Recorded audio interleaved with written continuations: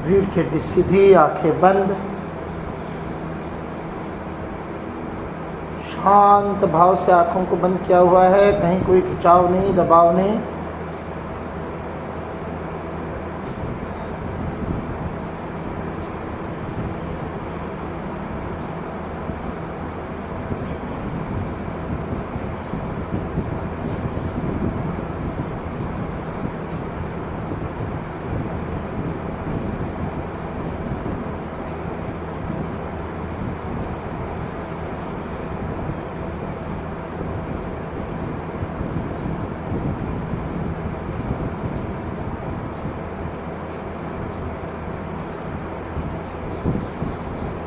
गहरी श्वास को भीतर भरना व धीमे धीमे बाहर छोड़ते ओंकार का उच्चारण 3 बार।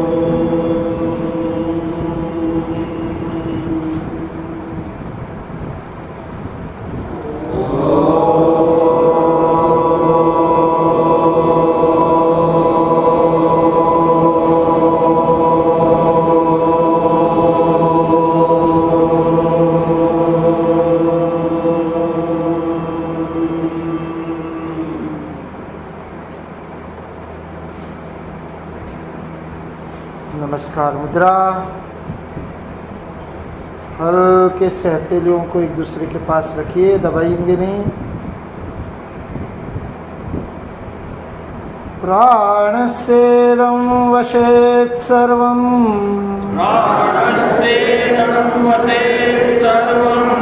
त्रिदिवे यत्प्रतिष्ठितम्, मातेव पुत्रान् रक्षस्व,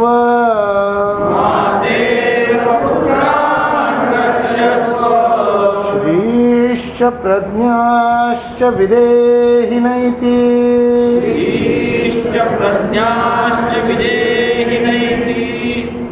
हाथों को पीछे की ओर ले जाइए।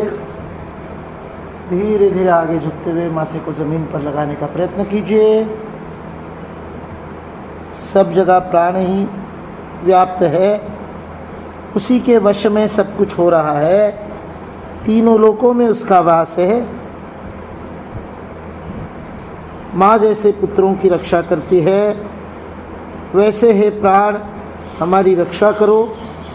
श्री प्रज्ञा व विदेह की स्थिति को प्राप्त कराओ।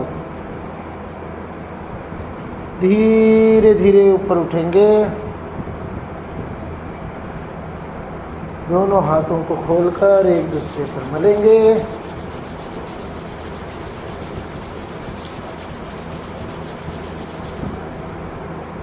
हल्के से चेहरे पर लगाएंगे।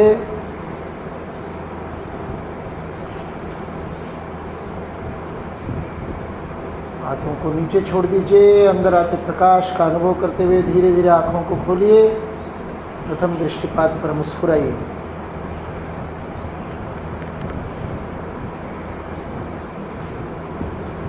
कल हमने इस बात को समझा था कि प्राण सर्वव्यापी है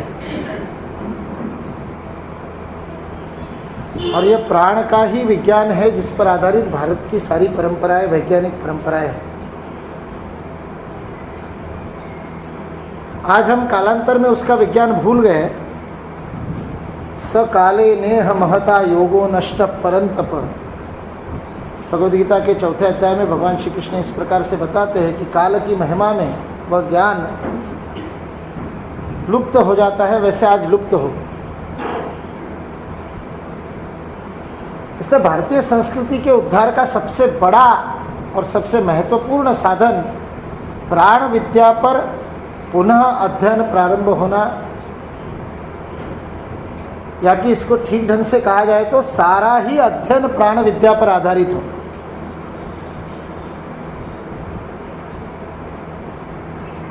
जो कुछ भी जगत में है, सृष्टि में है, उसका आधार प्राण है, इसलिए प्राण को समझे बिना आगे की बात नहीं हो सकती। कल हमने देखा था कि गति, प्रवाह और दिशा के अनुसार प्राण के जो विविध रूप है, उन विविध रूपों का अध्ययन करते समय यह बात ध्यान में आई कि 33 करोड़ प्रकार से यह प्राण प्रवाहित होता है, और सृष्टि में 2 शरीरों में उस 33 कोटि प्राणों को धारण करने की क्षमता है, जागरण की क्षमता केवल मनुष्य में। और गाय के शरीर में वह धारण होता है, इसलिए गाय के अंदर 33 कोटि देवताओं का वास होता है। ऐसी जो हमारी मान्यता है उसका यह आधार है। इसलिए गाय का दूध, गोमूत्र, गोमेय, यह सारा हमारे लिए दिव्य है, हमारे लिए पूजनीय है। गाय को स्पर्श करने से हमारे अंदर परिवर्तन आते हैं। इसका कारण वह 33 करोड़ प्राणों की उपस्थिति। और यह विज्ञान लुप्त हो जाने से सद्भावना से बात करने वाले लोग भी गड़बड़ कर जाते हैं और फिर कहते हैं कि गाय तो अर्थशास्त्रीय प्राणी है और भारत कृषि प्रधान देश था, इसलिए गाय का महत्व था और गाय का कृषि में महत्व है, इसलिए हम गाय की पूजा करते रहे। इस प्रकार हर बात का अर्थशास्त्र ढूंढने वालों ने इस प्रकार के तर्क भी दिए, अच्छे अच्छे लोगों ने दिए, स्वातंत्र्यवीर सावरकर तक ने यह तर्क दिया।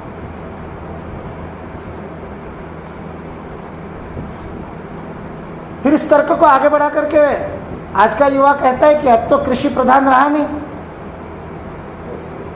अब तो कृषि केवल आपके जीडीपी के 14% अंशदान करती है, बाकी सारा तो कृषि के अलावा होता है, तो फिर अब गाय का महत्व नहीं।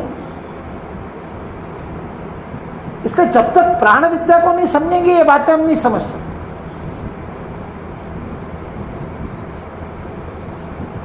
सारी बातें प्राण के इस अद्भुत विज्ञान पर आधारित है। जैसे तुलसी, पीपल आदि की मैंने बात बताई, प्राणियों का जो महत्व है जीवन में, अलग अलग काम के लिए अलग अलग प्रकार के वस्तुओं की रचना है।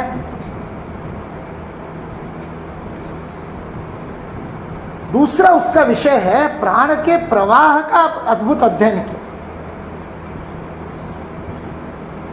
और जैसा कि हमने देखा था कि इस सृष्टि में प्राण का मूल आधार या मूल स्रोत सूर्य है,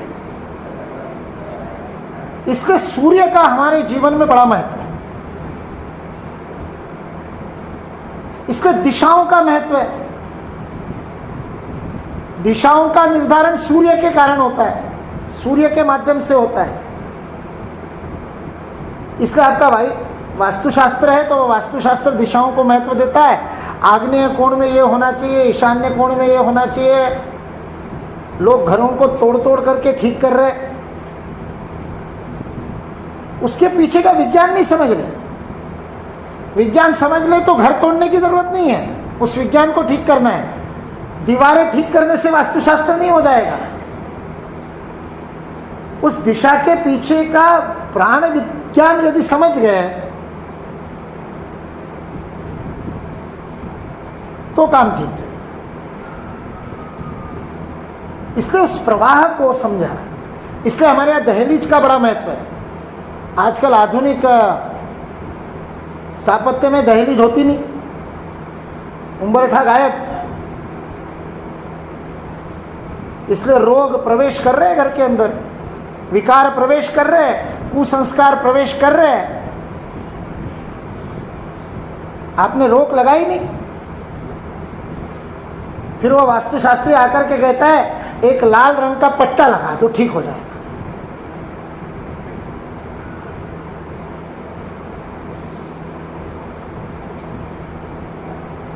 विज्ञान को नहीं समझा तो ऐसे ही चलेगा। दहलीज का क्या विज्ञान है, क्या महत्व है उसका,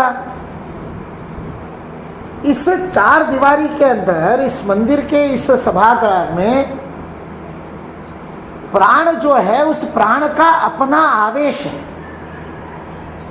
अंग्रेजी में जिसे चार्ज कहते हैं।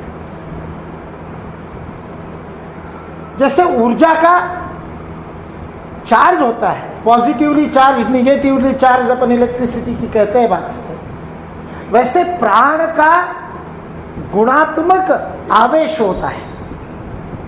यहाँ इस चार दीवारी से बंधे हुए प्राण में यहाँ जिस प्रकार के लोग आते हैं, उनके मन के, विचार के, भाव के, स्पंदनों के अनुरूप यहाँ के प्राण तत्व के अंदर वह स्पंदन होते हैं, सब जगह होते हैं।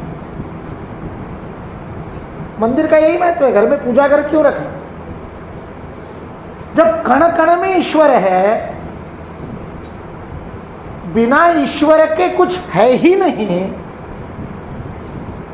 जब जगत में एक इतना सा परमाणु भी ईश्वर सत्ता के बिना नहीं है, ना सतो विद्यते भावो ना भाव विद्यते सतः, असता का कोई अस्तित्व ही नहीं है और सत का कोई अभाव ही नहीं है। जब हर स्थान पर ईश्वर है तो फिर मंदिर की क्या आवश्यकता? पूछते हैं ना, अपने बच्चे पूछते हैं। 11, 12, 15, 16 साल के बच्चे को कहो मंदिर में जाने के लिए, वो आपको प्रश्न पूछता है। मैंने पूछा था मेरी दादी माँ को, जब सर्वत्र ईश्वर है कण कण में, तो मंदिर में क्यों जाना? इसलिए जाना कि वहां के प्राण तत्व में वही भाव, वही विचार मंदिर की दहलीज पार करते ही, अंदर आते ही मन के विचारों में अपने आप में एक उदात्तता आ जाती है और प्रत्येक उसी ईश्वर भाव से सोचता है। तो यहाँ का प्राण तत्व उससे भारित हो जाता है और उससे भारित होने के कारण यहाँ आने से ईश्वर से जुड़ना सहज हो जाएगा। नहीं तो ईश्वर तो है ही कण कण में, लेकिन जो कण कण में ईश्वर है उसको समझने के लिए, जैसे एफएम के सारे चैनलों की तरंगे हवा में उड़ रही है, लेकिन जिस चैनल को ट्यून इन करोगे वही तो सुनाई देगा ना। हवा में तो सारी तरंगे, सारे चैनल के संगीत यहां पर चल रहे हैं, हवा में सुनाई दे रहा है क्या? लेकिन वो मशीन मिल जाएगी और वह रेडियो फ्रीक्वेंसी अपन मिला लेंगे तो वहां के वह आवाज आने लग जाएगी। वो बदल दो तो दूसरी आवाज आने लगेगी। वो दूसरी कहाँ गई थी आवाज? वो तो वहीं थी, हवा में ही थी, तरंग थे। केवल उसके साथ जोड़ने की बात है। चित्त को जोड़ने के लिए उसके लिए वो प्राण विद्या। तो वो दहलीज का महत्व ये है कि अब यहाँ का जो भावित प्राण है, यहाँ का जो जिस आवेश से भारित प्राण है वह, और बाहर का खुले क्षेत्र का मुक्त प्राण, इसकी संधि दहलीज पर होती है। प्राण विद्या में संधि का बड़ा महत्व है। 2 प्रकार की संधियां हैं। एक या देश संधि या स्थान की संधि। सारा आपका वास्तुशास्त्र इस स्थान संधि से है। देश की संधि, जहां 2 प्रकार के प्राण मिलते हैं। और दूसरा है काल की संधि, समय की संधि। इसलिए त्रिकाल संध्या की बात की। वैसे 4 होती है संध्या। सुबह की, उषक काल की, जिस समय सूर्य आया नहीं है, उगा नहीं है, किंतु उसका प्रकाश आ गया। रात के समय, सूर्य के न होने के समय, सूर्यास्त के बाद प्राण की गति उल्टी हो जाती है, उसको रई कहते हैं। कल हमने रईत्व का आख्यान देखा था। इसलिए रात्रि को रई, दिन में प्राण, इनकी संधि उषक काल में है। वैसे ही संध्या के समय में सूर्य डूब गया, भौतिक अस्तित्व सूर्य का है नहीं, क्षितिज से परे चला गया, किंतु उसका प्रकाश बचा हुआ है। तब प्राण का रई में गति परिवर्तन हो रहा है, तो प्राण और रई की संधि हो रही। इसके अलावा जो 2 संधियां है वह है माध्याह्न संधि और मध्यरात्रि की संधि। जिस समय सूर्य पूर्णतः ऊपर में होता है और जिस समय छाया नहीं होती,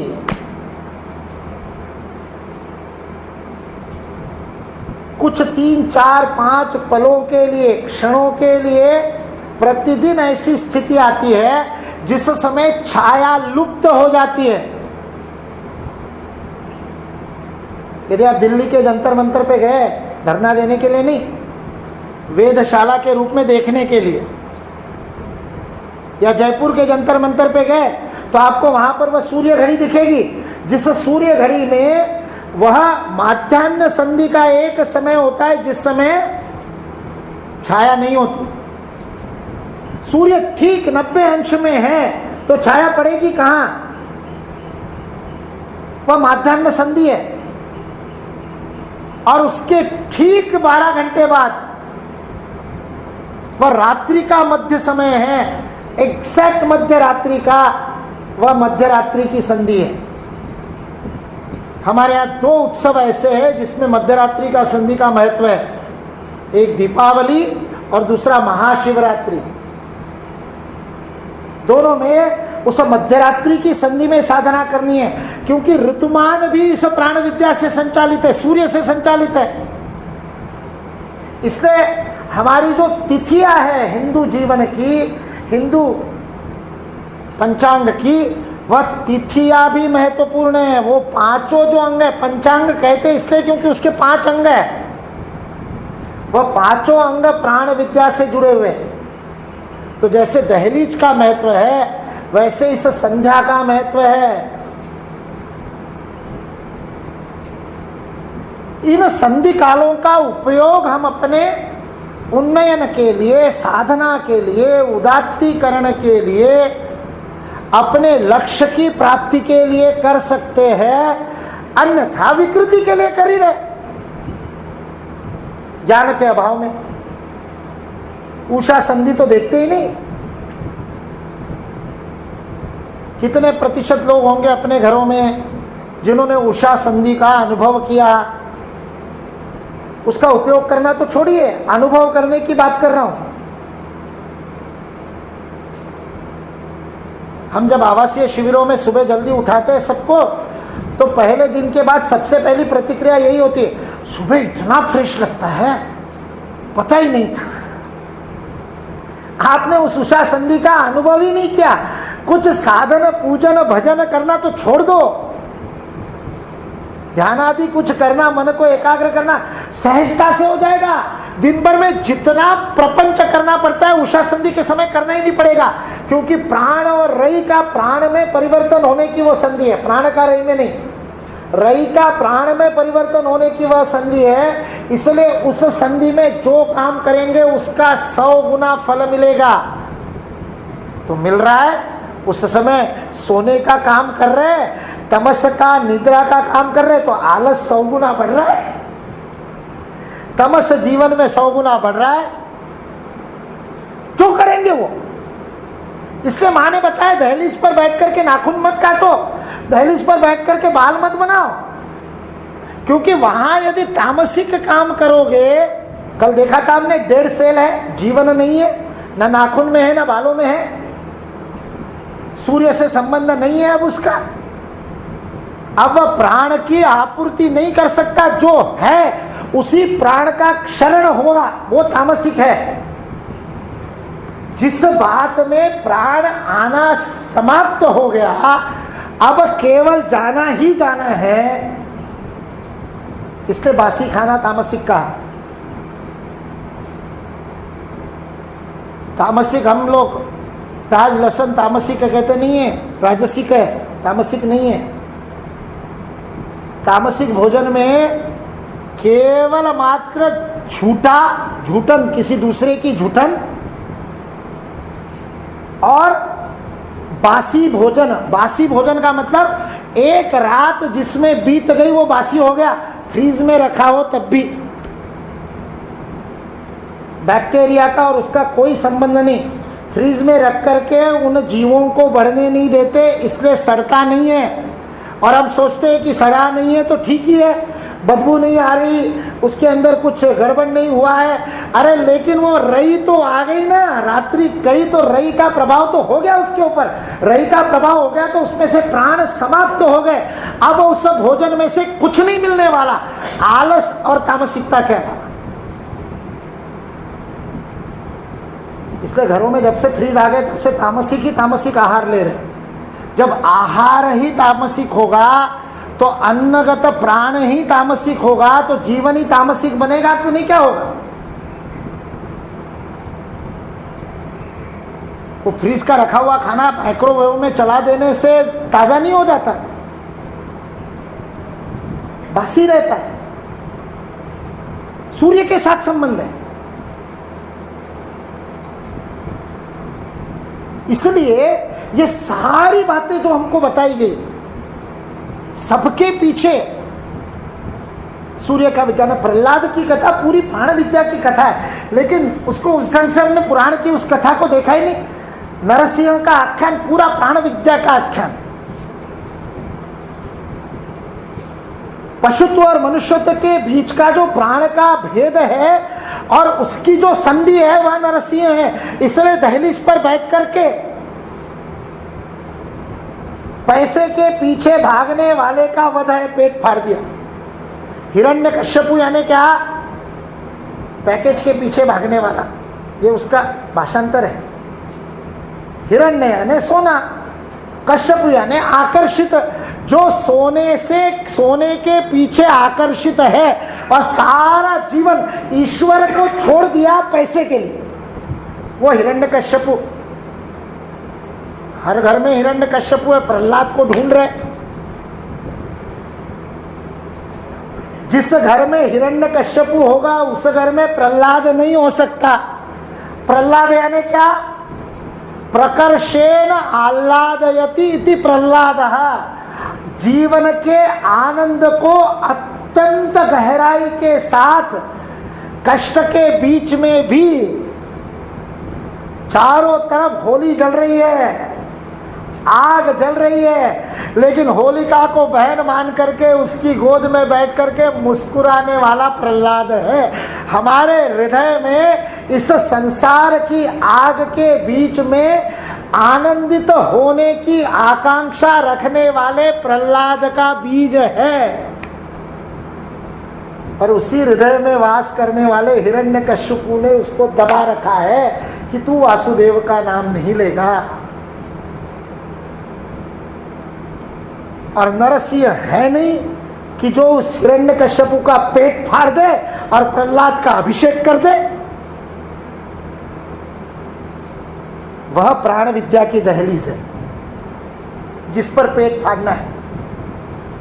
प्राण विद्या के ज्ञान से अंदर के आह्लाद का प्रगटीकरण होगा और प्रहलाद जागृत होगा। वह आनंद जो जीवन का अंतिम और नित्य उत्तिष्ठ है, केवल अंतिम नहीं। अंतिम बोल देने से लगता है कि कभी मिलेगा मरने के बाद, मोक्ष होगा मरने के बाद। मोक्ष मरने के बाद नहीं होता है, मोक्ष सतत होता है। आनंद यह जीवन का सर्वोत्तम, सर्वोत्तात, अंतिम और नित्य। नित्य आप बताइए, जीवन में आप कोई भी काम करते किस लिए करते? कोई था। यहां बैठे बैठे बैठे हर 2 मिनट 3 मिनट बाद अपने को कभी पैर बदलना पड़ता है, कभी हाथ बदलना पड़ता है, कभी ये पैर ऊपर ले लेते हैं, कभी ये पैर ऊपर ले लेते हैं। क्यों? कष्ट में रह नहीं सकते, क्षणार्ध के लिए भी कष्ट में नहीं रह सकते।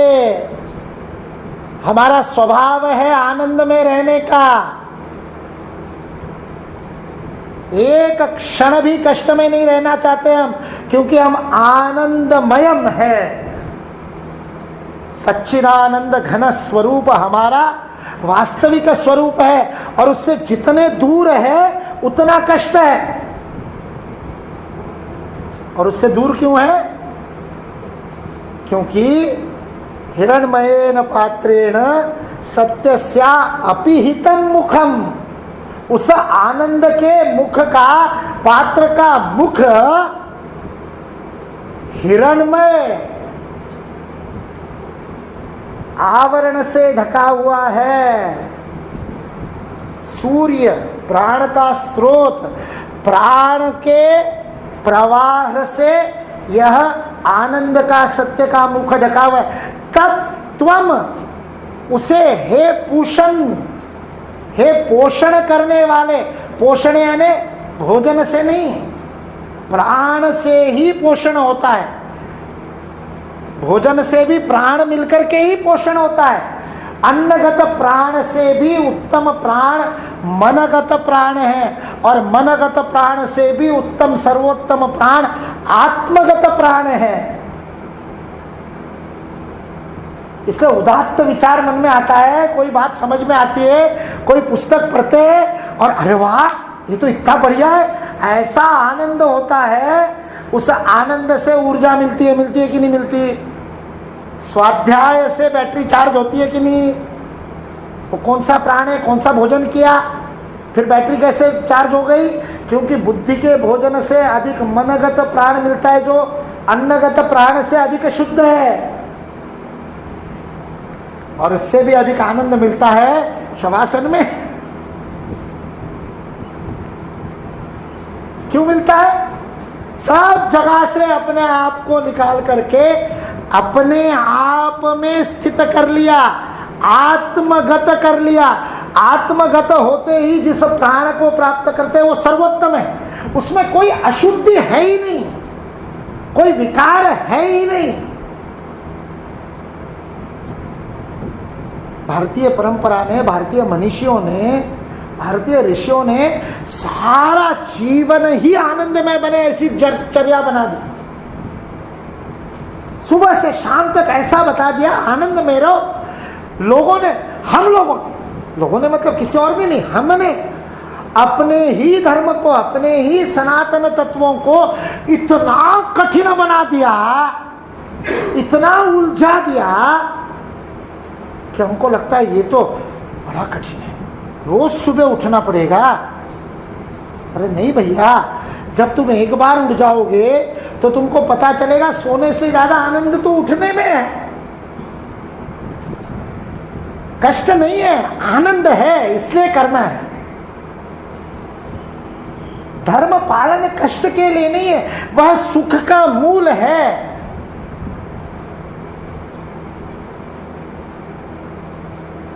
सुख मिलता है इसलिए उसका पालन करना है, क्योंकि जीवन का लक्ष्य प्रहलाद है, सतत आह्लाद, सतत जीवन में आनंद मिले। इसलिए नित्य उद्दिष्ट को प्राप्त करने के लिए यह प्राण विद्या का अभ्यास करना। एक बार ये मैं केवल संकेतात्मक बता रहा हूं, विस्तार से बताया भी जा सकता है, लेकिन आवश्यकता नहीं। इसलिए आवश्यकता नहीं कि बुद्धि से समझना नहीं है, अनुभव करना है। तो दहलीज के, संधि के, इसलिए अब आपको शाम को क्या क्या नहीं करने, जो आज तक दादी माँ ने और माँ ने बताया वो सारी बातें याद कर लो, उसकी प्राण विद्या समझ में आ जाएगी। क्यों शाम के समय सोना नहीं, क्यों बाल नहीं बनाने, क्यों झाड़ू नहीं लगानी, क्यों शाम के समय घर के अंदर नहीं रहना। सायं संधि खुले में शारीरिक कर्म के लिए है।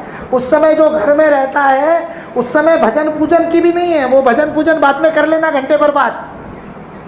सूर्यास्त के तुरंत बाद का जो 1-1.5 घंटा है वो बाहर बिताना चाहिए।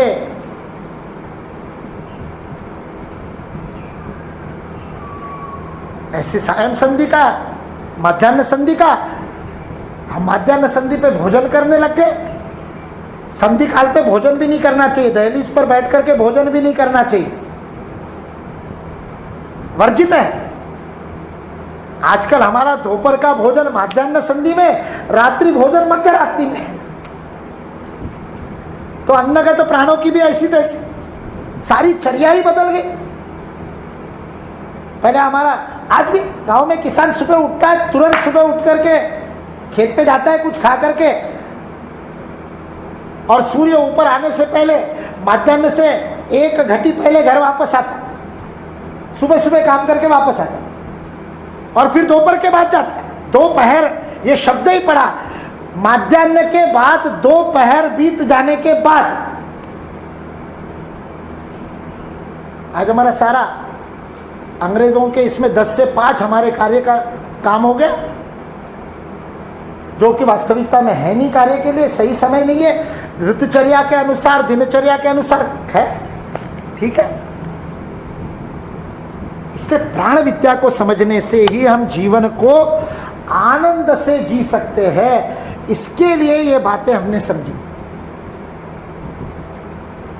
हमारा साधन है शरीर, शरीर माध्यम खलु धर्म साधनम। इसलिए उस आनंद के प्राप्ति का साधन शरीर है, तो उस शरीर के अंदर के प्राण के प्रवाह को समझ लेने से फिर बाहर का समझ में आने लगेगा।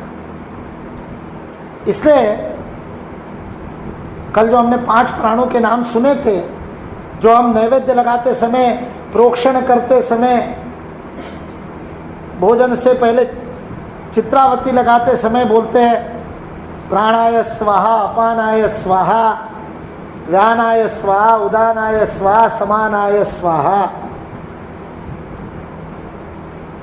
वह हमारे शरीर के अंदर प्राण की प्रवाह की 5 गतियां है।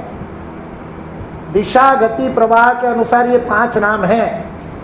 नाभि से ऊपर जो प्रवाह करता है, हम रोज शवासन में अनुभव कर रहे हैं, ऐसा बताया नहीं गया, ऐसा है।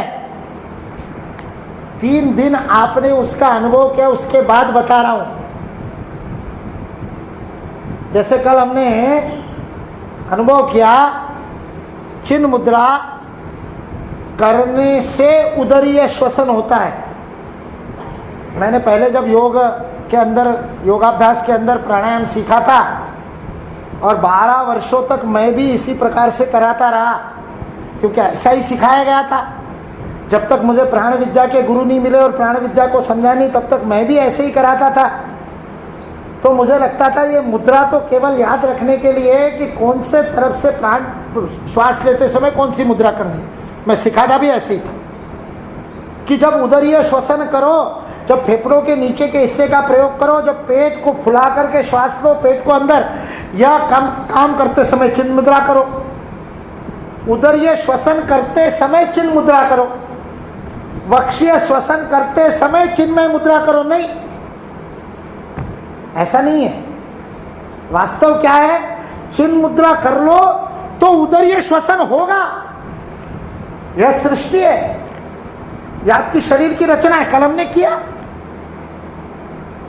कल किसी को मैंने बताया नहीं था पेट से श्वास लो, मैंने कहा चिन्ह मुद्रा करो, और बाद में कहा देखो कहां से श्वास हो रही है, अपने आप उदरीय श्वसन होगा।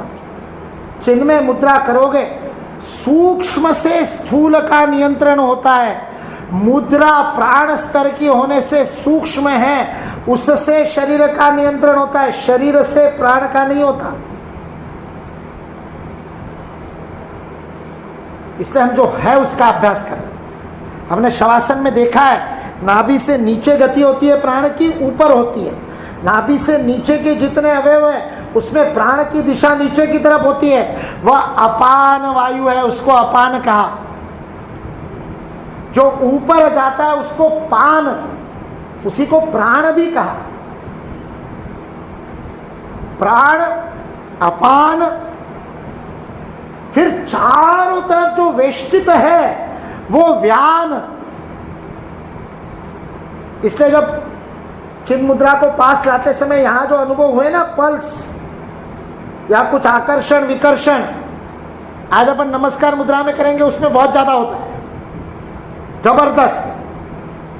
ऐसा लगता है हाथ है कि मैग्नेट है। वह व्यान प्राण है, चारों तरफ और बाहर। 60 के दशक में एक रशिया के वैज्ञानिक ने इस व्यान प्राण का तस्वीर लेने वाला कैमरा बना दिया। उस वैज्ञानिक का नाम है किर्लियान, इसलिए उसके द्वारा ली गई उस फोटोग्राफी का नाम है किर्लियान फोटोग्राफी। उपलब्ध है वो मशीनें।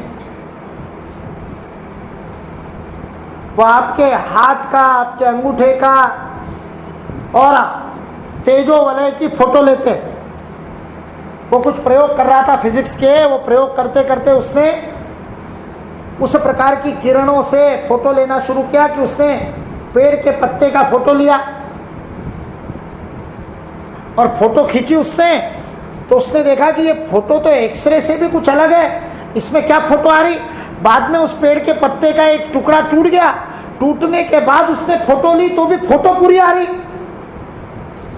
फिजिकली टूट गया है भौतिक रूप से, लेकिन फोटो पूरी आ रही। तब उसको लगा ये कुछ और है, वह प्राण है।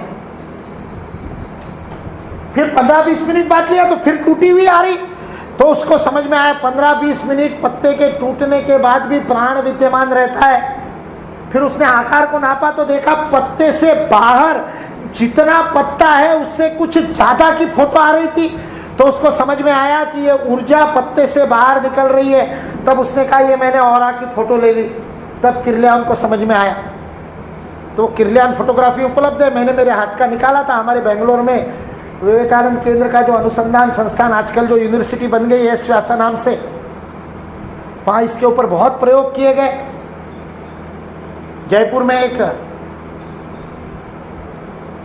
डॉक्टर है जो इसको लेकर के यंत्र बना रहे थे। अभी मुझे पता नहीं, बहुत वर्षों से मेरा संपर्क नहीं रहा। विजय सिंह चौहान उनका नाम। उन्होंने फोटो खींच करके अंगूठे का औरे का फोटो खींच करके उन्होंने कहा 6 महीने बाद आपको कैंसर होगा कि नहीं ये आज बता सकते। आधी जो व्याधि पहले मन में, फिर प्राण में, फिर शरीर में। शरीर में कैंसर के प्रकट होने से पहले वो प्राण में प्रकट हो जाता है, प्राणिक शरीर में। इसलिए उन्होंने कहा औरा से बता देंगे। आगे क्या हुआ मुझे पता नहीं। वो पेटेंट के लिए अप्लाई किया था जिस समय 12-13 साल पहले मैं उनसे मिला था। 12-13 साल पहले मैंने चिकित्सा के लिए योग का प्रयोग अपने जीवन में बंद कर दिया। मेरे को समझ में आ गया ये तो मूर्खता है। तो उसके बाद चिकित्सा से जुड़े हुए सारी बातों से मैंने अपना संबंध तोड़ दिया, क्योंकि प्राण विद्या का मूल उद्देश्य नष्ट हो जाता है जब उसका उपयोग हम चिकित्सा के लिए करने लगते हैं। योग विद्या का नाश करते हैं, चिकित्सा के लिए उपयोग करते हैं।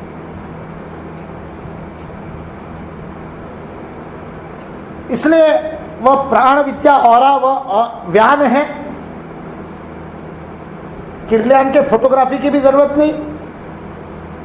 कुछ दिन ये जो अभ्यास हम कर रहे हैं इसका नियमित 2 महीने 3 महीने अभ्यास कर लीजिए, आपको अपना और औरों का औरा दिखने लगेगा। इतना सहज है वो, है ही ना। कोई आरोपित तो करना नहीं है, तो है ही, केवल देख नहीं पा रहे। इन चर्म चक्षुओं में वो शक्ति अभी नहीं आ जाएगी, क्योंकि शक्ति चक्षुओं की नहीं, शक्ति तो मन की है। मन को उतना संवेदनशील करना है, अभी उस स्तर की संवेदना नहीं है। उस स्तर की संवेदना आ जाएगी तो दिखाई देने लगे। प्राण ऊपर, अपान नीचे, व्यान सर्वव्यापी, सारे शरीर के बाहर त्वचा में स्पर्श का अनुभव व्यान के कारण होता है। ये जितनी प्राण चिकित्सा, रेकी आदि की बातें की जाती है वो सारी की सारी यह व्यान प्राण के द्वारा की जाने वाली चिकित्सा है। आप पूजा के षोडशोपचार में करन्यास करते हैं, फिर अंगन्यास करते हैं। अभी हम करने वाले, आज जो चरण हम जोड़ने वाले हैं प्राणायाम के अभ्यास के बाद में, वह करन्यास और अंगन्यास का है। वास्तविकता में करन्यास का है उसको आज समझेंगे अपन। हमारी पूरी षोडशोपचार जो पूजा है वो 16 उपचारों में सारा योग हो जाएगा आपका, यदि इस ढंग से किया तो। प्राणायाम विनियोग, बोलते हैं नाक पकड़ लेते हैं, इधर से लिया उधर से छोड़ दिया, वह नहीं है। वास्तविकता में अपेक्षा है कि प्राणायाम करो, अथ ध्यानम, अब ध्यान करो। पूजा में सब है, करते कहाँ है? फिर करन्यास करते हैं, मंत्र बोलते हैं और फिर कहते हैं आप अंगुष्ठाभ्याम नमः, अंगूठे पर उस व्यान प्राण का अनुभव करो। तर्जनीभ्याम नमः, मध्यमाभ्याम नमः। वह उस व्यान प्राण की अनुभूति करने को अंगन्यास कहते हैं, करन्यास कहते हैं। फिर उस कर में प्राण को जागृत करने के लिए करन्यास किया। फिर वो जब जागृत हो गया, नमस्कार मुद्रा भी उसके लिए। नमस्कार मुद्रा में कर के अंदर प्राण जागृत होता है। कर के अंदर प्राण जागृत होगा तो कर्म प्राणवान बनेंगे। फिर उसको अंग में लगाना, अलग अलग जगह पर, नेत्र त्रयाय वौषट शिखाय, वो बोलते तो है मंत्र, लेकिन व्यान प्राण को जागृत करते हैं क्या? वहां जाकर के हृदयाय, वहां जाकर के व्यान प्राण को जागृत करना। रेकी तो आपके सारे षोडशोपचार में है, पूजा में है, अलग से रेकी करने की जरूरत ही नहीं थी हमारे पूर्वजों को, वो खुद ही कर लेते थे अंगन्यास में। वो व्यान प्राण है। चौथा है समान। समान प्राण का काम है संतुलन। सारे शरीर के अंदर प्राण की आपूर्ति जहां गड़बड़ होती है, समान प्राण एक्टिव होकर के उसको संतुलित करता है, वो समान है। और पांचवा है उदान, जो आपकी सुषुम्ना में 7 चक्रों को भेदता हुआ ऊपर की ओर प्रवाहित होता है, वह आध्यात्मिक उन्नति करने वाला उदान प्राण। ऐसे 5 प्राण शरीर में काम करते हैं। उनमें से सबसे जल्दी अनुभव होने वाला व्यान प्राण है, इसलिए उसका उपयोग करके हम इस प्राण विद्या परिचय वर्ग है ना, इससे पहला परिचय व्यान प्राण का प्राप्त करेंगे। व्यान प्राण को यदि जीवन में गतिमान करने में से मिल गई सफलता, तो फिर आगे का बहुत सरलता से हो जाएगा। जो कुंडलिनी जागरण के योग का काम करते हैं, क्रिया योग में जाते हैं, वह क्रिया योग में सीधे उदान प्राण पर काम करते हैं। गलत सही मैं नहीं कह रहा हूं, करते हैं, होता भी है, किया भी जा सकता है। लेकिन प्राण विद्या का ही नियम है, प्रश्नोपनिषद में आता है, प्रथम स्थूल को नियंत्रित करो तो सूक्ष्म अपने आप में हाथ में आ जाएगा। इसलिए स्थूल से सूक्ष्म की यात्रा है, इसलिए व्यान से शुरू करेंगे तो प्राण अपान समान होते हुए उदान तक पहुंच जाएंगे। इसलिए व्यान प्राण का अनुभव मुद्राओं से हम करने वाले हैं। मैंने आज यह सैद्धांतिक चर्चा पहले इसलिए कर ली कि अब से लेकर पूरा 40 मिनट तक हम पूरा, लगभग 50 मिनट तक हम पूरा अभ्यास करेंगे। तो क्रमशः शिथिलीकरण, आज हम आसन को छोड़ देंगे। शिथिलीकरण क्रिया, शुद्धि क्रियाएं दोनों, अग्निसार और मतलब सिंह मुद्रा के बाद तुरंत हम अग्निसार और कपालभाति करेंगे। उसके बाद तीनों मुद्राओं के साथ में पूर्ण यौगिक श्वसन करेंगे। पहले उदरीय, फिर वक्षीय, फिर स्कंदीय। जब आप चिन्ह मुद्रा करोगे, फेफड़ों का नीचे का हिस्सा काम में आएगा। जब आप चिन्मय मुद्रा करोगे, फेफड़ों का बीच का हिस्सा काम में आएगा। जब आप आदि मुद्रा करोगे, फेफड़ों का ऊपर का हिस्सा काम में आएगा। जब आप ब्रह्म मुद्रा करोगे तो पूरे फेफड़े पूर्ण यौगिक श्वसन होगा। उसके बाद अगले चरणों में हम प्राण के संतुलन को श्वास के द्वारा करने का प्रयत्न करेंगे, सूर्य नाड़ी और चंद्र नाड़ी में। उसके लिए हम 3 अलग अलग अभ्यास करेंगे। वो 3 के भी प्रत्येक के 2-2 है, इससे 5-6 हो जाते हैं, लेकिन है 3 ही। पहला अभ्यास हम करेंगे अनुलोम विलोम का। और क्षमा करें, कुछ आचार्यों ने नाड़ी शुद्धि को अनुलोम विलोम कहना शुरू कर दिया, इसलिए अनुलोम विलोम का अलग अर्थ हम ले लेते हैं। अनुलोम विलोम का अर्थ है समान रूप से श्वास को लेना। जितना श्वास को लेने में समय लगे उतना ही छोड़ने में लगे, तब उसको अनुलोम विलोम कहते हैं। इसलिए हम सूर्य अनुलोम विलोम और चंद्र अनुलोम विलोम, ये 2 अभ्यास करेंगे। सूर्य अनुलोम विलोम में केवल दाहिनी नासिका से श्वास को भरना और दाहिनी से ही छोड़ेंगे। चंद्र अनुलोम विलोम में बाई नासिका से ही श्वास को लेंगे और बाई से ही छोड़ेंगे। इसके लिए नाक दबाने की जरूरत नहीं पड़ती है। आज हम करके देखेंगे। मन के द्वारा सूचना देकर के दाहिनी से श्वास लेंगे, दाहिनी से छोड़ेंगे नाक पकड़े बिना। अभी असंभव लग रहा है ना, आप सब करेंगे आज। हजारों को करवा चुका हूं मैं, इसलिए बता रहा हूं, बिल्कुल विश्वास रखिए अपने आप पर, करेंगे। नहीं हुआ तो पकड़ लेना, वो तो अपने हाथ में ही है ना, नाक तो कभी भी पकड़ सकते हैं। पहले बिना पकड़े करके देखना, नहीं हुआ तो बाएं को दबा करके दाहिने से लेना और छोड़ना। 3 तो आवर्तन करने, पहला आवर्तन बिना नाक दबाए करना, नहीं हुआ तो दबा लेना। ठीक है, अब तो ठीक है। चेहरे पर दुविधा लग रही थी, होगा कि नहीं होगा, मन में निश्चिंत आने से हो जाता, होगा, पक्का होगा। फिर अगला अभ्यास है भेदन का, सूर्य भेदन और चंद्र भेदन। सूर्य भेदन में दाहिने से श्वास लेंगे, बाएं से छोड़ेंगे, फिर दाहिने से लेंगे, फिर बाएं से छोड़ेंगे 3 बार। फिर चंद्र भेदन, बाएं से लेंगे, दाहिने से छोड़ेंगे। सूचना दूंगा मैं, याद रखने की झंझट में मत रहो, पहले एक बार पूरा बता दे रहा हूं, उस समय सूचना दूंगा। फिर उसके बाद नाड़ी शुद्धि, 2 अनुलोम विलोम हुए, 2 भेदन हुए, उसके बाद नाड़ी शुद्धि। नाड़ी शुद्धि में बाएं से लेंगे, दाहिने से छोड़ेंगे, दाहिने से लेंगे, बाएं से छोड़ेंगे। ये 1 आवर्तन हुआ। इसका शास्त्रीय नाम नाड़ी शोधन या नाड़ी शुद्धि है, अनुलोम विलोम इसका नाम नहीं है। इस प्रक्रिया का शास्त्रीय नाम नाड़ी शुद्धि है।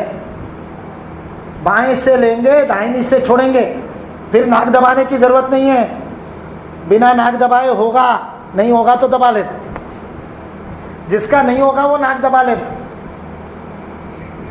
अपने मन से तय करेंगे, बाएं से भरेंगे, दाहिनी से छोड़ेंगे, होगा, सबका होगा। नाड़ी शोधन करेंगे। इतना अभ्यास करने के बाद फिर हम नमस्कार मुद्रा के द्वारा अपने हथेली में प्राण को जागृत करेंगे।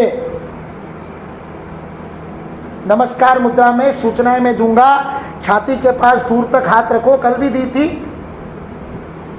और फिर धीरे धीरे पास में लाओ। जितना स्लो मोशन में लाओगे आपको व्यान प्राण की अनुभूति होनी शुरू होगी। जितना मन जागृत होगा उतना दूरी से होगी। जहां लगे कि दोनों हाथों के बीच में कुछ है वहां रुक जाना, फिर सूचना दी जाएगी, थोड़ा दूर लो, पास लो, ताली बजाने जैसी प्रक्रिया करो, बिना हाथ को एक दूसरे को लगाए ताली बजाओ, बीच में अनुभव होगा व्यान प्राण का। फिर कहा जाएगा गोलाकार घुमाओ, मैं जानबूझ करके दिखा दे रहा हूं क्योंकि आंखें बंद रहेगी उस समय, तो ऐसा लगेगा बीच में व्यान प्राण के गोले को दबा करके घुमा रहे, आप स्वयं अनुभव करोगे। जब हाथों में ये व्यान प्राण की जागृति आ जाएगी तो अगला काम करेंगे अंगन्यास का, वक्ष से शुरू करेंगे। शरीर से थोड़ा सा दूर रखना है, व्यान प्राण का अनुभव करना, धीरे धीरे ऊपर की ओर मैं सूचना देते जाऊंगा, वैसे ऊपर से नीचे की ओर आएंगे, फिर प्राण को विसर्जित करेंगे। इतना अभ्यास हम आज करने वाले, ठीक है। शुरू करेंगे शिथिलीकरण से, धीरे धीरे उठ करके खड़े हो जाइए शिथिलीकरण व्यायाम के लिए।